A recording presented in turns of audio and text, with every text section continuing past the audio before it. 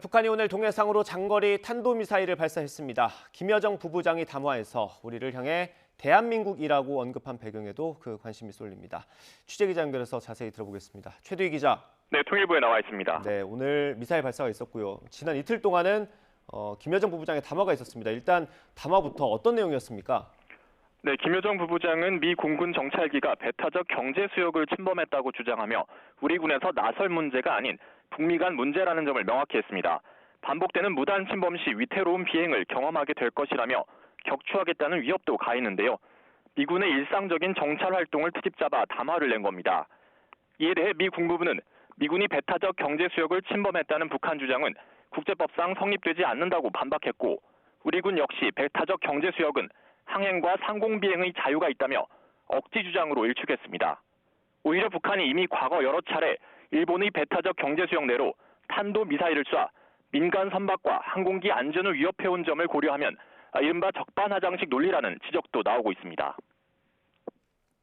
네, 그런데 담화에서 우리에 대한 호칭이 달라졌습니다. 보통은 남조선이라고 부르지 않습니까? 네, 그렇습니다. 통상 북한이 우리를 지칭할 때 쓰는 표현은 말씀하셨듯 남조선인데요.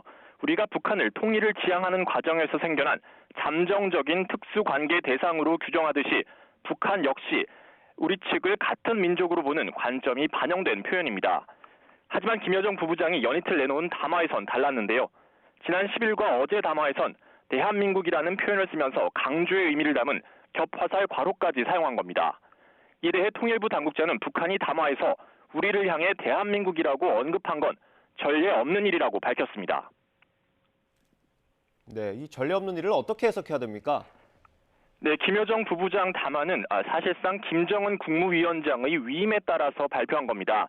그러니까 사실상 북한의 최고 지도자인 김정은 위원장의 의중이 실려있는 만큼 정치적인 메시지를 담았다고 볼 수 있는데요. 우선은 각종 도발을 위한 명분 쌓기의 측면이 있습니다. 김여정 부부장이 연이틀 담화를 낸 뒤 조금 전 북한이 동해상으로 장거리 탄도미사일을 발사한 것에서도 알 수 있는데요. 우리를 같은 민족이 아닌 적대적인 국가로 설정해야만 각종 무력 도발 대상으로 삼겠다는 논리가 가능하기 때문입니다. 다른 한편으로 우리와의 민족 공조에 관심이 없다는 뜻을 내비치면서 향후 한반도 문제와 관련해서 우리 대신 미국을 직접 상대하겠다는 의지가 담겼다는 해석도 나옵니다. 네, 그럼 일단 우리랑은 좀 거리를 두겠다 이런 의도로 봐도 될까요? 네, 일단 김여정 부부장 담화를 통해선 북한이 우리를 별개의 국가로 보겠다 이런 입장을 사실상 공식화하는 것으로 보입니다. 앞서 북한이 지난 1일 현정은 현대그룹 회장 측의 방북 계획에 불허 입장을 밝힌 것 역시 같은 맥락에서 해석할 수 있는데요.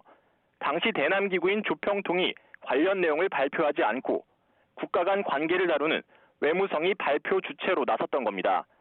다만 통일부에선 김여정 담화에서 대한민국이라는 표현을 쓴 것과 관련해 북한의 의도를 예단하지 않겠다고 한 만큼 앞으로 북측의 행보를 지켜볼 필요가 있겠습니다.